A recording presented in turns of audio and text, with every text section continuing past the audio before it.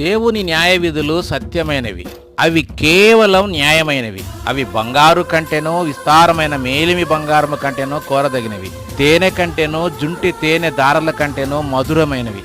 అందుకని దేవుడు, నా కుమారుడా, తేనె త్రాగుము, అది రుచి కలది కదా, తేనె పట్టు తినుము, అది నీ నాలుకకు తీపియే కదా, నీ ఆత్మకు జ్ఞానము అట్టిదని తెలుసుకొనుము. అది నీకు దొరికిన ఎడల ముందుకు నీకు మంచి గతి కలుగును, నీ ఆశ భంగము కానేరదు. కాబట్టి నా మాట జాగ్రత్తగా ఆలకించి మంచి పదార్థము భుజించుడి, మీ ప్రాణము సారమైన దాని యందు సుఖింపనీయుడి. పౌలు గారు కూడా తిమోతితో, క్రీస్తునందు ప్రేమ కలిగిన వాడవై నీకు అప్పగింపబడిన ఆ మంచి పదార్థమును మనలో నివసించు పరిశుద్ధాత్మ వలన కాపాడుము అంటున్నాడు.